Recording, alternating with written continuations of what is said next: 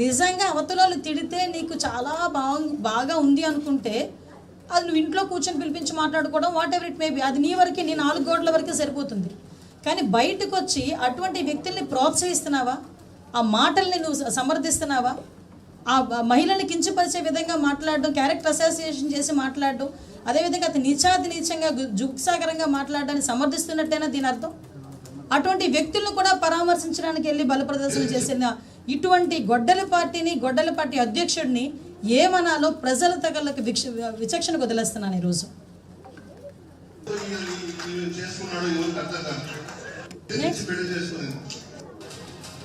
ఇక్కడ మీరు అతగాడు ఏం మాట్లాడాడో కూడా మీకు తెలుసు. సాక్షాత్తు గౌరవ ముఖ్యమంత్రి నారా చంద్రబాబు నాయుడు గారి గురించి నడి రోడ్డు మీద నోటికి వచ్చినట్టు బూతులు మాట్లాడితే మేము కేసులు పెట్టకుండా ఉండాలండి? మాట్లాడితే వాళ్ళు చేసే తప్పులన్నీ వాళ్ళు చేస్తారు, వాళ్ళు మాట్లాడాల్సిన విచక్షణ లేని మాటలన్నీ మాట్లాడతారు, బూతులన్నీ తిడతారు, మళ్ళీ బయటకు వచ్చి మమ్మల్ని రాజకీయ కక్షతో మమ్మల్ని అరెస్ట్ చేశారని మాట్లాడతారు. సిగ్గనిపించట్లేదా? నిజంగా మీకైనా ఒకసారి ఆలోచనకు చేసే జ్ఞానం ఉందా? మీ కుటుంబ సభ్యులైనా ఇటువంటి మాటలు సమర్థిస్తారా? అటువంటి వ్యక్తిని వెళ్ళి ఈరోజు పరామర్శించడానికి గొడ్డలపాటి అధ్యక్షుడు పోతాడు అంటే, ఒక నాయకుడు హోదాలో ఉన్నవాడు ఒక మాట చెప్పినా, ఒక పని చేసినా నలుగురికి ఆదర్శంగా ఉండాలి అనుకుంటాం. కానీ ఈయన ఎటువంటి మెసేజ్ ఇస్తున్నారు? ఒక పక్క ఆడబిడ్డల గురించి నీచంగా మాట్లాడి సమర్థిస్తాడు వెళ్ళి, ఒక బూతులు మాట్లాడే వాళ్ళని సమర్థించి వాళ్ళకి వెళ్ళి పరామర్శలు చేస్తాడు. అక్కడ కూడా ఎన్ని గంటలు పట్టిందో మీ అందరికీ తెలుసు. ఆ దారి పొడిని ఇక్కడ నుంచి తాడేపల్లి అతని ఇంటి దగ్గర నుంచి గుంటూరు వెళ్ళేదానికి ఎన్ని గంటలు పట్టిందో మీ అందరికీ తెలుసు. ఎంత బల ప్రదర్శన చేశాడో మీ అందరికీ తెలుసు. నెక్స్ట్ చూడండి వాళ్ళ తాలూకా. ఆగండి అమ్మ. అతగాడు మాట్లాడి సమర్థిస్తున్నది ఎవరినో తెలుసా? సాక్షాత్తు కల్తీ మద్యం కేసులో నిందితుడు. ఒక కల్తీ మద్యం కేసులో నిందితుడిని పరామర్శించడానికి వెళ్ళి అటువంటి వ్యక్తిని పక్కన కూర్చోబెట్టుకొని, పక్కన నుంచోబెట్టుకొని అతను ఏదో వీరుడు సూర్యుడు అన్నట్టు మాట్లాడటమే కాకుండా సేమ్ బల ప్రదర్శన. అతను బల ప్రదర్శన చేయటానికి ఏది అనర్హం కాదు అని చెప్పడానికి ఇది ఒక ఉదాహరణ. అతను ఏదైనా అంటే ఒక నేరస్తుడిని పరామర్శించడానికి వెళ్ళినప్పుడు అదే బల ప్రదర్శన చేస్తాడు. ఎక్కడికైనా ఎవరైనా చనిపోయినా పరామర్శించడానికి వెళ్ళినప్పుడు కూడా అదే బల ప్రదర్శన చేస్తాడు. అంటే ఇలాంటి వ్యక్తుల్ని పరామర్శించడానికి వెళ్ళి అటువంటి వ్యక్తుల్ని ప్రోత్సహించి అటువంటి ప్లెకార్డులు పట్టుకునేటట్టుగా చేసిన ఇటువంటి ఒక నిజంగా చెప్పాలంటే ఒక గొడ్డలిపాటి అధ్యక్షుడిని ఏమనాలో ఒకసారి మీరు అందరూ కూడా అర్థం చేసుకోండి. నెక్స్ట్ కమనమ్మా, ఆగండి. ఇక్కడ మీ అందరికీ చెప్పాలి. మొన్న రీసెంట్గా తెలుసు మీ అందరికీ కూడా, మొన్న సిదిరి అప్పలరాజు ఎక్స్ మినిస్టర్ వాళ్ళ అబ్బాయి ఒక యాక్సిడెంట్ చేసి దానయ్య అని ఒక గొర్రెల కాపరిని యాక్సిడెంట్లో అతను చనిపోయాడు. ఆ కొడుకుని రక్షించుకోవాలన్న తపనతో వేరే వ్యక్తిని అక్కడ పెట్టి పోలీసులను కూడా మభ్యపెట్టిన కారణంగా అతని మీద కేసు పెడితే చనిపోయిన వారి ఇంటికి వెళ్ళి వీళ్ళు పరామర్శించరండి. ఎవరైతే చంపారో, ఎవరి వల్ల అయితే యాక్సిడెంట్ జరిగిందో, ఎవరైతే కేసుని కొంచెం అంటే దాన్ని తప్పుడు దోవ పట్టించడానికి ప్రయత్నం చేశారో అతన్ని పరామర్శించాలనే నెపంతో బల ప్రదర్శన చేయటం ఒక ఎత్తు అయితే, ఈరోజు ఇక్కడ ప్రతి ఒక్క ఆడబిడ్డే కాదండి, ఇక్కడ కూర్చున్న ప్రతి ఒక్కరు కూడా ఆలోచన చేసుకోవాలి. ఒక మహిళా ఎస్ఐ డ్యూటీలో ఉంది, తన పని తను చేసుకుంటుంది. లా అండ్ ఆర్డర్ విషయంలో ఎక్కడా కూడా రాజీ పడే ప్రసక్తి లేదు, చాలా మంచి పిల్ల. అటువంటి అమ్మాయి తన విధి నిర్వహణలో జస్ట్ ఒక్కసారి వచ్చి మీరు ఆగండి అని చెప్పిన పాపానికి ఏ రకంగా అమ్మాయిని చుట్టుముట్టి ఆ అమ్మాయి మీద అసభ్యకరంగా చేతులు వేసి ఒక మహిళా పోలీస్ అండి, ఒక మహిళా పోలీస్. ఇక్కడున్న ప్రతి ఒక్కరు, నేను ఎందుకు ఈ మాట పర్టికులర్గా చెప్తున్నానంటే మీలాగే ఇక్కడ కూర్చున్న చాలామంది మహిళా జర్నలిస్టులు నాకు మెసేజ్ పెట్టారు, అక్క మహిళా ఎస్ఐ మీద ఇలా జరిగితే రేపు పొద్దున మీరందరూ ఉన్నారని మేము బయటకు వచ్చి జర్నలిజం చేసుకుంటున్నాం, మా పరిస్థితి ఏంటి రేపు పొద్దున మా ఒంటి మీద చేయి పడితే అని వాళ్ళు క్వశ్చన్ చేస్తూ ఉంటే, ఎస్ ఒకసారి కనీసం తర్వాత వాళ్ళు ఎలాంటి కవరప్లు ఇచ్చుకున్నారో మీకు తెలుసు. ఆ అమ్మాయికి ఏదో ఒంట్లో బాలేదని పక్కకి తీసుకెళ్లే పద్ధతి అదా అండి? ఒక్కసారి పక్కకి తీసుకెళ్లే పద్ధతి అదా? ఇక్కడున్న ఎవరైనా సమర్థిస్తారా? టీవీల ముందు కూర్చొని చూస్తే ఎవరైనా సమర్థిస్తారా? ఇటువంటి రాజకీయాల్ని, ఇటువంటి వ్యక్తులను సమర్థిస్తారా? కనీసం బయటకు వచ్చి కనీసం ఒక్క మాట అక్కడ ఆ అమ్మాయి గురించి కానీ అటువంటి చేయడం తప్పు అని కూడా చెయ్యలేని పొజిషన్లో గొడ్డల పార్టీ అధ్యక్షుడు ఉన్నాడా? ఒక్కసారి ఆలోచించాలి. అంటే ఇలాంటివి ఎన్నో ఇష్యూస్ మేమందరం కూడా ఈరోజు మేము చూస్తుంటే నిన్నటికి నిన్న మీ అందరికీ తెలుసు. ఒక రోజున జోగి రమేష్ ని పరామర్శించే పేరుతో జగన్మోహన్ రెడ్డి గారు చేస్తున్న ఈ అరాచకం చూస్తుంటే, ఇంతకుముందు మీరు నిన్నటిది మీ అందరికీ తెలుసు, అక్కడ పొగాకు రైతుల్ని పరామర్శించాలి అని చెప్పేసి వెళ్ళారు. అంటే పొగాకు రైతుల్ని పరామర్శిస్తే డైరెక్ట్గా మార్కెట్ యార్డ్కి వెళ్తావు, అక్కడ రైతులతో కూర్చోబెడతావు, మాట్లాడతావు, నీ కష్టం ఏంటని అడుగుతావు, బయటకు వస్తావు. అంతేగాని నీ నాయకులు రోడ్ల మీద రోడ్డు మీద కూర్చొని మందు తాగుతా, పెద్ద పెద్ద బాటిల్తో రోడ్ల మీద మందు తాగుతాయి. అక్కడ మందుల షాపులో ఫుల్గా మందులు తాగడం, బయటికి రావటం, రప్పారప్పం అని అరవటం, సీఎం అని అరవటం, బయటకు వచ్చి రోజు అంటే రోజు ఆ ఇడ్లీ పాత్ర లేకపోతే ఆ టిఫిన్ కూడా నడుపుతేనే కానీ పూట గడవని ఒక లేడీకి సంబంధించిన షాపుని ఏ రకంగా ధ్వంసం చేశారో ఆవిడే బయటకు వచ్చి మాట్లాడే పరిస్థితి కనిపిస్తుంది. అంటే ఎటువంటి సందేశాలు ఇద్దాం అనుకుంటున్నారు? కనీసం ఆవిడ గురించి ఎవరు కూడా ప్రస్తావించరు, మాట్లాడరు. ఇప్పుడు ఆవిడకి జరిగిన నష్టం, అందులోనే ఆవిడ కూడా వైఎస్ఆర్సీపీ సింపథైజర్ లేదా అన్నారు. చూడండి ఒకసారి.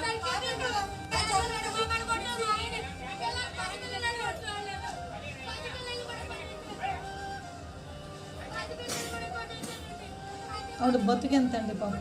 ఆవిడ ఏమాత్రం ఆవిడ పరిస్థితి చెప్పండి. ఏ రోజుకి ఆ రోజు ఆవిడ అమ్ముకుంటేనే ఆ రోజు ఆవిడ తినగలదు, ఆ కుటుంబం తినగలదు.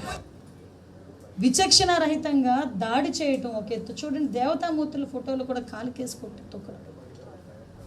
అంటే నేను ఒకటే అడుగుతున్నా, ఎలాంటి మెసేజ్ ఇద్దాం అనుకుంటున్నారు? ఇలాంటి సంఘటనలు నేను ఒకటి చూస్తూ ఉంటే ఎన్నో సంఘటనలు. ఇది నాయకుల తాలూకా నైజం అయితే, వాళ్ళ తాలూకా అంటే ఆ అధ్యక్షుడి తాలూకా నైజం ఇదంతా అయితే, లిటరలీ చెప్పాలంటే వాళ్ళ నాయకులు ఒక పక్క నుంచి ఒక ఎమ్మెల్యే, ఒక ఎక్స్ఎమ్మెల్యే కిడ్నాపులు చేస్తాడు, ఇంకొక ఎమ్మెల్యే డైరెక్ట్గా దళితుల ఇంట్లోకి వెళ్ళి దళితుల ఇంట్ల మీద దాడి చేసి వాళ్ళ కొడుకుతో సైతం వెళ్ళి దాడి చేసి అక్కడున్న మహిళల తాలూకా బట్టలు చింపుతాడు. బయటకు వస్తే నీచంగా మాట్లాడే పరిస్థితులు ఒకటి ఉన్నాయి.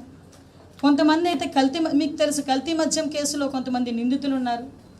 అంటే ఎటు చూసినా వాళ్ళ తాలూకా గొడ్డలిపాటి అధ్యక్షుడే రకంగా ఉన్నాడు, వాళ్ళ తాలూకా నాయకులు ఎలా ఉన్నారు, వాళ్ళ తాలూకా కార్యకర్తలు మీ అందరికీ తెలుసు. మళ్ళీ ఒకసారి వేయాలి, ఒకసారి చూపించండి. అది కాదు, మరి ఈ పొట్టేళ్ళని నరికి చూడండి ఒకసారి ఏం జరుగుతుందండి? షర్టులు ఇప్పడం, తాగటం. అది రైతుల పరామర్శ అండి? మీరు చెప్పండి, ఇది రైతుల పరామర్శ అండి? అది రైతుల పరామర్శ? అది రైతులను అలా పరామర్శిస్తారా? సిగ్గుపడుతుందండి దేశం మొత్తం. ఇటువంటి సంఘటనలు చూస్తే ఆంధ్రప్రదేశ్ మీద ఒక ఒపీనియన్ ఉంది. గౌరవ ముఖ్యమంత్రిగా చంద్రబాబు నాయుడు గారు వచ్చిన తర్వాత ఈ పరిశ్రమలు వస్తున్నాయి, పెట్టుబడులు వస్తున్నాయి. ఈరోజు ఆ లా అండ్ ఆర్డర్ విషయంలోని కూడా మేమందరం కూడా ఎంత స్ట్రిక్ట్గా ఉన్నామో మీ అందరికీ కూడా తెలుసు. అయినప్పటికీ కూడా ఇలాంటి విధ్వంసాలు రెచ్చగొట్టి రప్పమని చెప్పి జాతరలో పొట్టేళ్ల తలకాయలు కోసినట్టు నరికేస్తున్నారు.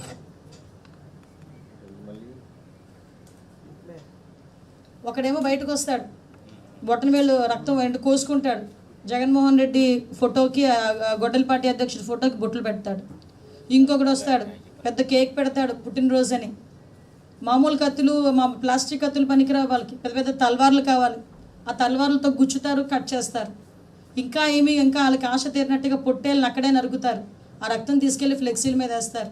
ఫ్లెక్సీలు ఏమో రచ్చగొట్టే దూరంలో ఫ్లెక్సీలు పెడతారు. ఆ నీచంగా మాట్లాడటం. నేనేమంటానంటే ఈరోజు ఆంధ్రప్రదేశ్ పరిస్థితి, ఈరోజు నిజంగా చెప్తున్నానండి, లాస్ట్ 19 to 24 ఇక్కడ ఒక కథ చెప్పాలండి. మీ అందరికీ తెలిసిన కథే, కాకపోతే గుర్తు చేయాలని చెప్తున్నాను. మీకు పురాణాల్లో భస్మాసురుడు తెలుసు. భస్మాసురుడు చాలా నిబద్ధతతో, చాలా అంకుటితమైన దీక్షతో తపస్సు చేస్తాడు. దేనికి తపస్సు చేస్తాడంటే శివుడు ప్రత్యక్షం అవ్వాలి, నాకు మంచి వరం ఇవ్వాలి అని కోరుకుంటాడు. నిజంగా అతని తపస్సుకు మెచ్చి శివుడే ప్రత్యక్షమయ్యి ఏ వరం కావాలి నాయన అంటే, నేను ఎవరి తల మీద చేయి పెడితే వాళ్ళు భస్మం అయిపోవాలి అని మంచి కోరుకున్నాడు. ఆయన ఉద్దేశంతో మంచి కోరిక. అంటే శివుడు కాసేపు ఆలోచించాడు, కానీ పోన్లే నా భక్తుడు కదా, మంచి కోరిక కోరాడు, పోన్లే ఇచ్చేద్దామని చెప్పేసి ఇచ్చేశాడు. ఆ వరం తీసుకున్న తర్వాత అతనికి అహంకారం ఎక్కువైపోయింది. ఎందుకు, నన్ను మించినోడు ఎవడూ లేడు, నేను ఎవడు తలమే చేయబెడతాడు చచ్చిపోతాడు, కాబట్టి నన్ను మించినోడు ఎవడు లేడని అహంకారం తలకెక్కి ఏకంగా ఎవరు తల మీద చేయబెడదాం అనుకున్నాడు, ఎవరైతే వరం ఇచ్చారో ఆ శివుడు తల మీద చేయబెట్టి శివుడిని అంతం చేద్దాం అనుకున్నాడు. ఆఖరికి శివుడు ఏం చేశాడు, ఇలాంటి అహంకారులందరికీ కూడా ఇక్కడ ఉండకూడదని చెప్పి అతని తల మీద అతనే తల పెట్టుకునేటట్టుగా చేసి అతని నాశనాన్ని అతనే తినుకొని తీసుకొచ్చేటట్టుగా శివయ్య చేశాడు. దీన్ని బట్టి అర్థమైందండి నేను ఏం చెప్పబోతున్నాను, ఏం చెప్తున్నాను అర్థమైందా? 2019 నుంచి 24 వరకు ఒక్క ఛాన్స్ అని చెప్పి ప్రజల చుట్టూ తిరిగి ఆ ప్రజలు ఓకే అని చెప్పి 151 సీట్లు ఇస్తే ఆ రోజు అదే అరాచకం, ఆ రోజు అదే విధ్వంసం. ఆ రోజు ప్రజలు ఎవరు కూడా శుక్రవారం శనివారం వచ్చిందంటే ఏ గోడ కూలుస్తారో తెలియదు, ఏ పోలీసులు వచ్చి తీసుకెళ్తారో తెలియదు, ఎవరిని అరెస్ట్ చేస్తారో తెలియదు, ఎవరి మీద దాడి చేస్తారో తెలియదు, ఏ మహిళ మీద అత్యాచారాలు చేస్తారో తెలియదు, ఎవరిని బూతులు తిడతారో తెలియదు. 5 సంవత్సరాలు బిక్కుమంటూ బతికి ఒక్కసారిగా 2024 ఎలక్షన్లో ప్రజలందరూ కూడా ఎన్డీఏ కూటమి గవర్నమెంట్ని ఈరోజు వాళ్ళు ఆశీర్వదించి 164 సీట్లు మాకు ఇచ్చి కూర్చోబెట్టిన తర్వాత ఈరోజు మేము ఆ రోజు ఎన్డీఏ కూటమి గవర్నమెంట్ ప్రమాణ స్వీకారం చేసిన దగ్గర నుంచి కూడా ఈ రోజు వరకు మేము చెప్పుకోవడానికి నిజంగా పేజీలు సరిపోవండి. ఈరోజు అమరావతి నిర్మాణం కానీ, పోలవరం నిర్మాణం కానీ, భోగాపురం ఎయిర్పోర్ట్ కానీ, ఒక పక్క నుంచి ఎన్నో పరిశ్రమలు పెట్టుబడులు తీసుకురావటం కానీ, ఉద్యోగ కల్పనలు కానీ, డిఎస్సి ఇవ్వటం కానీ, కానిస్టేబుల్ పోస్ట్ రిక్రూట్మెంట్ కానీ, ఈరోజు అన్ని చాలా ఇష్యూస్లో ఈరోజు పురోగతి మీద మేము ముందుకు తీసుకెళ్తూ ఉంటే దాన్ని చూడలేక కనీసం బుద్ధి రావాలి ఎవరికైనా. అంటే చాలామంది ప్రజల మ్యాండేట్ని ఏం చూసుకుంటారంటే మనం ఏం తప్పులు చేసామన్నది ముందుకు చెక్ చేసుకుంటారు, కానీ ఆ చెకింగ్ అనేది ఎక్కడ కూడా లేకుండా ఈ గొడ్డలిపాటి అధ్యక్షుడు మళ్ళా తిరిగి అదే సేమ్ నైజాన్ని ఈరోజు ప్రయోగించడం. అతని వెనకాతలు ఏంటి ట్యాగ్ అంటే ఒక గొడ్డలిపాటి, ఒక పార్టీ ఉంది, ఆ పార్టీ అధ్యక్షుడు అన్న ఒకే ఒక కారణంతో ఈరోజు బల ప్రదర్శన చేసే పరిస్థితుల్లో ఈరోజు ఎక్కడికి వచ్చినా విధ్వంసాలు సృష్టించడం, ఉద్రేకాలను ప్రేరేపించడం, అరాచకాలు సృష్టించడం చేస్తూ ఉంటే మేము చూస్తూ ఊరుకోవాలా? ఈరోజు మేము చర్యలు తీసుకుంటా ఉంటే ఎవరో సైడ్ ఒక మనిషి బయటకు వస్తాడు, రెడ్ బుక్ రాజ్యాంగం. చట్టం తన పని తను చేసుకెళ్తుంది. ఇది రెడ్ బుక్ రాజ్యాంగం కాదు, ఇది ప్రజాస్వామ్యం, అంబేద్కర్ రాసిన రాజ్యాంగం. అంబేద్కర్ రాసిన రాజ్యాంగాన్ని అనుసరించే ఈరోజు మేము ఏదైనా చర్యలు తీసుకుంటున్నామంటే మేము తీసుకుంటున్నాం. దీనికి వాళ్ళకి నచ్చక విద్వేషాలు సృష్టించడం. ఇన్ని పరిశ్రమలు వస్తున్నాయి, ఇన్ని పెట్టుబడులు వస్తున్నాయి. ఈరోజు నిజంగా గుండెల మీద చేసుకొని చెప్పమానండి, ఆంధ్రప్రదేశ్ ప్రజలు వాళ్ళు ప్రశాంతంగా ఉన్నారా లేదా? ఈరోజు నిజంగా వాళ్ళందరినీ కూడా నేను డైరెక్ట్గా అప్పీల్ అడుగుతున్న ప్రజల్ని, ఈ 2 సంవత్సరాల కాలంలో మీరు ప్రశాంతంగా ఉన్నారు? ఈ 2 సంవత్సరాల కాలంలో అనేకమైన పరిశ్రమలు వచ్చినాయి, అనేకమైన పెట్టుబడులు వచ్చినాయి, ఉద్యోగ అవకాశాలు కల్పిస్తున్నారు. ఈరోజు గాంజాని కల్టివేషన్ మేము తగ్గించాము, నిర్మూలించాము, గాంజా కన్జంప్షన్ కూడా దఫలవారీగా తగ్గిస్తున్నాము, డ్రగ్స్ మీద మేము ఉక్కుపాదం మోపుతున్నాము, రౌడీయిజం మీద ఉక్కుపాదం మోపుతున్నాము. ఎట్టి పరిస్థితుల్లోని కూడా ఈ మధ్య మీరు చూసుకుంటే ఎన్ని పరిశ్రమలు వచ్చినాయి, ఎన్ని పెట్టుబడులు వచ్చినాయి, ఎన్ని ఉద్యోగ అవకాశాలు వచ్చినాయి, ఎంత టూరిజం పెరిగింది. ఇవన్నీ జరుగుతున్నాయంటే కేవలం ఒకే ఒక కారణం, లా అండ్ ఆర్డర్ ఇక్కడ పర్ఫెక్ట్గా పనిచేస్తుంది. ఇంతకు ముందులాగే 2 సంవత్సరాల్లో గోడలు కూర్చే పరిస్థితులు లేవు, ఇంతకు ముందులాగే 2 సంవత్సరాల్లో అరెస్టులు చేసే పరిస్థితి లేవు. మేము ఆ గొడ్డల పార్టీ నాయకులనే హౌస్ అరెస్టులు చేయట్లేదండి, వాళ్ళ ఇంట్లో ముందే మేము పోలీసులను పెట్టట్లేదు.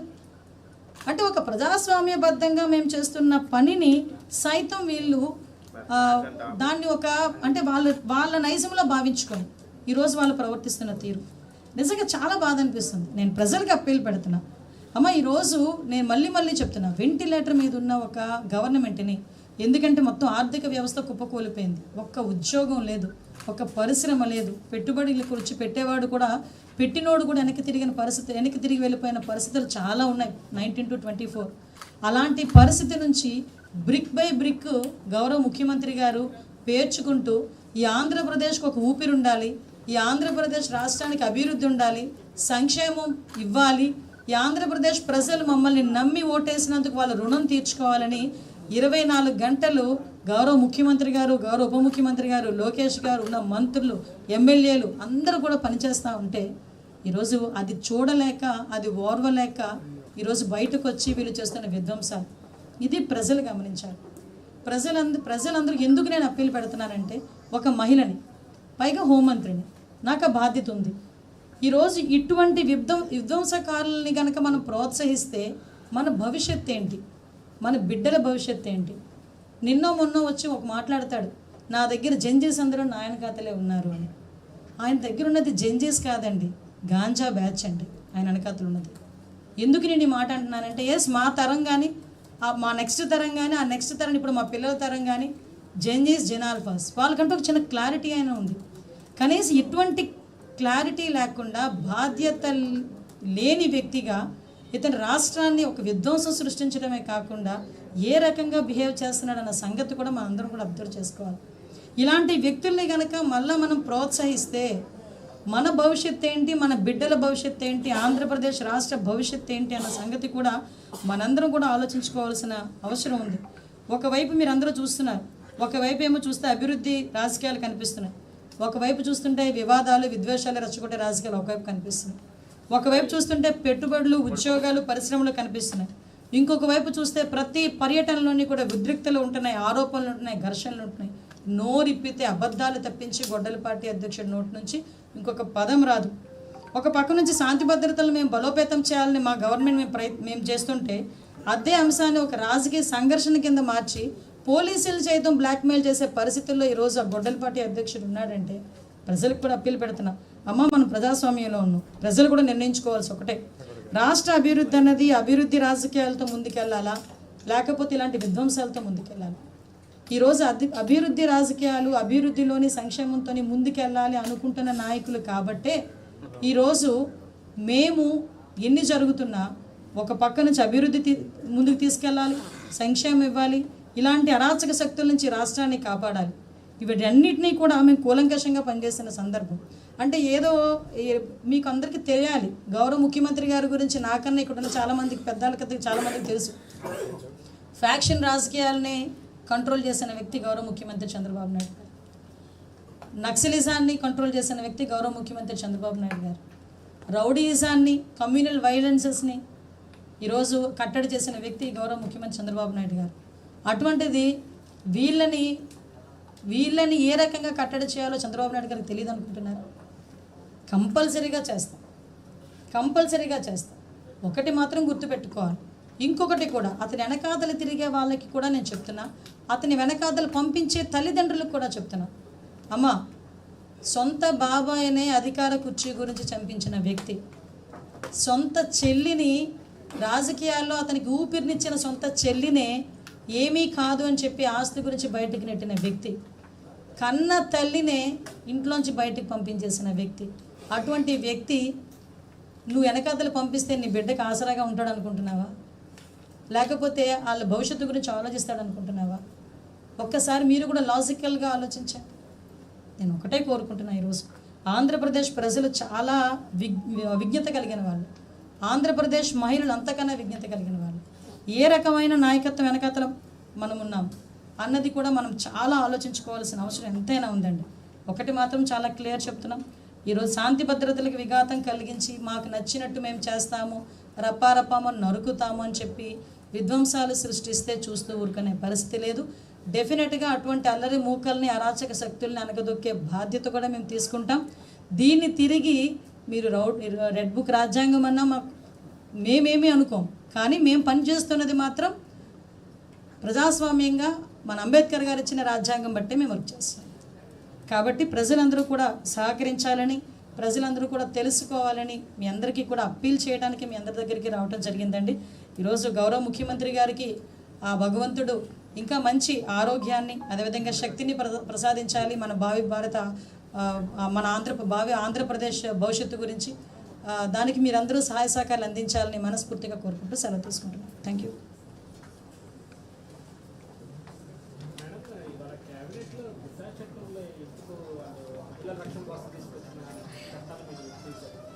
అమ్మ యాక్చువల్గా మీ అందరూ కూడా అప్పుడు కూడా ఉన్నారు. అసలు యాక్చువల్గా దానికి చట్టబద్ధత కలగలేదు. అది ఫస్ట్. దిశ చట్టం కాదు, అది దిశ బిల్ మాత్రమే. అది చట్టబద్ధత అయితే జరగలేదు. చట్టబద్ధత జరగలేదు.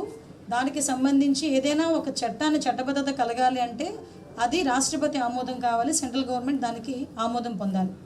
సో అది వెళ్ళేటప్పుడు చాలా సందర్భాల్లో వాళ్ళు వెనక్కి తిరిగి పంపించడం, తిరిగి వీళ్ళు ప్రాపర్ వేలో వాళ్ళు ఇచ్చిన క్వశ్చనరాకి కూడా వాళ్ళు సమాధానం చెప్పలేకపోవటం, ఇవన్నీ కూడా జరిగినాయి.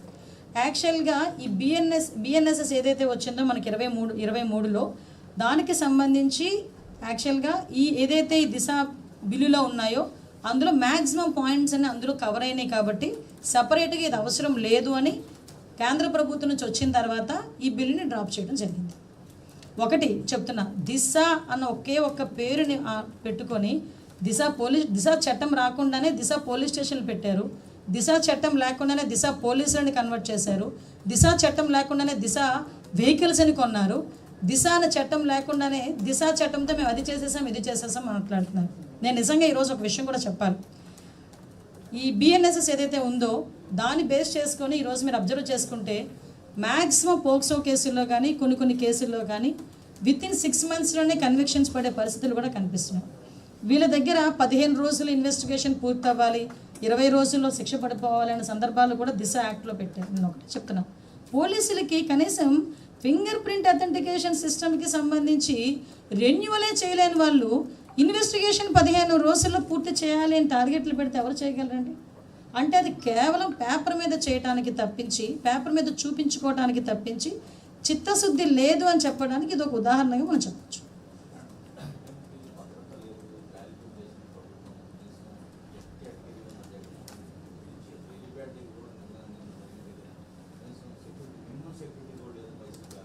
మీకు ఒక విషయం చెప్పాలండి, కంపల్సరీగా మేము ఎంతమంది వస్తారు, ఇంతమంది రావాలి. నెక్స్ట్ బ్యారికేడ్ కూడా ఇంత ఎత్తులో ఉండాలి. బ్యారికేడ్ ఎట్టి పరిస్థితులని చాలా స్ట్రాంగ్గా బ్యారికేడ్ ఉండాలి. ఇవన్నీ కూడా పోలీస్ ఇన్స్ట్రక్షన్స్ ఇస్తారు. ఈరోజు పోలీసులకి ప్రతిపక్షం వాళ్ళకి ఇవ్వడం కొత్త ఏం కాదు కదా. ఎప్పటి నుంచో పోలీసు ఉద్యోగం అందరికీ కూడా వాళ్ళు రక్షణ కల్పించే విధంగా ఉంటారు. వాళ్ళు ఉన్న నామ్స్ని వాళ్ళు డీవియేట్ చేసి, మీరు ఇందాకే వీడియోస్ చూపించారు, పోలీసులను కూడా తోసుకుంటూ వెళ్ళిపోయి కావాలని చెప్పి విధ్వంసాలు సృష్టించడానికి ప్రయత్నం చేస్తున్న వాళ్ళని ఎలాగ వీళ్ళు మాట్లాడతారండి? ఏదో అంటారు కదా, నిద్రపోతున్న వాడినైనా ఫుల్గా నిద్రపోతున్న లేపచ్చు, నిద్రపోతున్నట్టు నడుస్తున్న వాళ్ళని లేపలేం అంటారు. సేమ్ యాస్టీస్గా వీళ్ళు నిజంగా నామ్స్ పాటించే వాళ్ళకైతే నామ్స్ చెప్పినా వాళ్ళకి అర్థమవుతుంది. మేము రాము. మొన్న రీసెంట్గా ప్రధానమంత్రి గారి ప్రోగ్రాం జరుగుతుంది 1వ తారీఖున. ఆ ప్రోగ్రాం జరుగుతున్న నేపథ్యంలో ఆ రోజు సిద్దిరప్పలరాజు అనే నేరస్తుడిని పరామర్శించడానికి వస్తున్నాడు అంటే ఎస్పీ గారు చాలా క్లియర్గా చెప్పారు, ఈ టైంలో మీరు వచ్చినా ఇవ్వకపోయినా మేము వస్తాం. అది వాళ్ళు ఇచ్చిన సమాధానం. పోనీ వచ్చిన వాళ్ళు సిద్దిరప్పలరాజుని పరామర్శించారా అంటే లేదు. ఒక ఆడబిడ్డ మీద ఎలాంటి ప్రవర్తన చేశారో మీరు అందరూ కూడా చూశారు. అంటే నేనేమంటానంటే వాళ్ళు మితిమీరిన దాన్ని ఏమంటారంటే అహంకారం అవనేయండి, లేకపోతే పైశాచికత్వం అవనేయండి, ఒక విధ్వంసాన్ని సృష్టించాలనే తపనతోనే బయటకు వస్తున్నాడు ఆయన. అదే ఇంటెన్షన్. ఆ ఇంటెన్షన్ ఉండేటప్పుడు ఎంతమంది పోలీసులు ఇస్తే మేము యాజ్ పర్ రూల్ ప్రకారం Z+ కేటగిరీకి ఎవరైతే ఉన్నారో వాళ్ళు యాజ్ పర్ దట్ ప్రకారం మేము ఇస్తున్నాం. యాజ్ పర్ రూల్ ప్రకారం మేము ఇస్తున్నాం.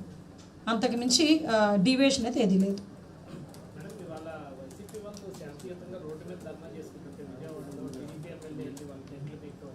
శాంతియుతంగా వాళ్ళ డైరీలో డిక్షనరీలో శాంతియుతం అలాంటివి ఉండవండి.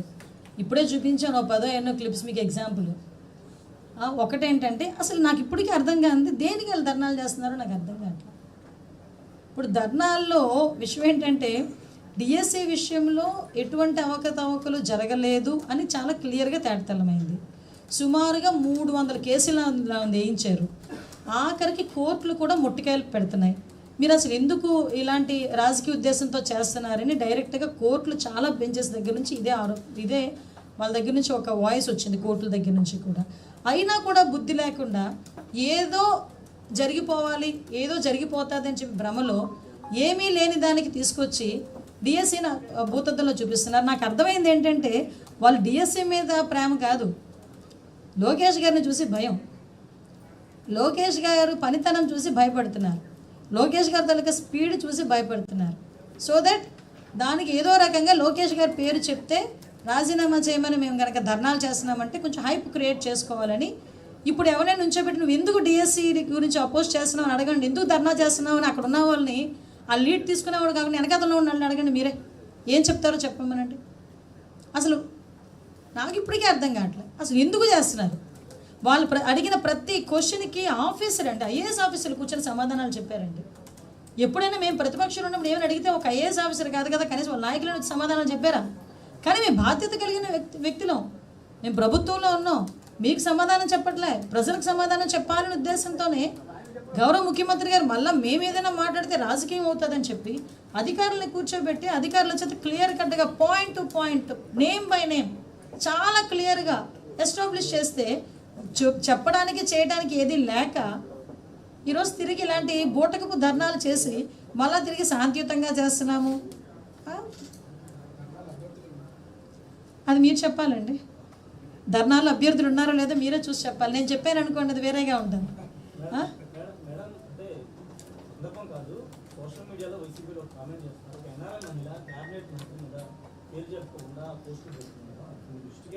సంతోషం, మీరు కూడా చెప్పారు పేరు చెప్పకుండా అని, అదే పరిశీలిస్తున్నామమ్మా.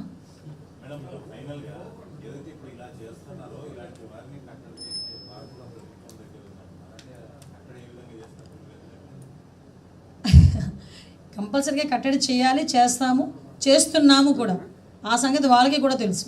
కాబట్టి ఇంకొంచెం రాజకీయ కక్ష అని పదే సార్లు మాట్లాడుతున్నారు. ఏమండి ఒక ఆడబిడ్డను నోటుకు వచ్చినట్టు మాట్లాడితే వెళ్తారు, రిమాండ్కి వెళ్తారు, కేసులు పెడతాం. ఒక ప్రజాప్రతినిధి నుంచి మాట్లాడితే కేసులు పెట్టమా? అలాంటి మీరు ఒక మాట అడిగారు, నేనేమంటానంటే ఇలాంటి అరాచక శక్తుల్ని ఎలా అణగదొక్కాలో గౌరవ ముఖ్యమంత్రి గారికి తెలుసు, గవర్నమెంట్కి తెలుసు. అట్ ద సేమ్ టైం నేను ఇక్కడికి వచ్చి అప్పీల్ పెట్టింది కూడా ప్రజలకి ఏంటంటే ఇలాంటి అరాచక శక్తుల్ని మేము ఎలా కంట్రోల్ చేస్తున్నాము, వాళ్ళు ఎలాంటి అరాచకాలు చేస్తున్నారన్న విషయం కూడా ప్రజలకు తెలియజెప్పాలనే ఉద్దేశంతోనే మేము రోజు ఇక్కడ కూర్చోవచ్చు. ఓకే.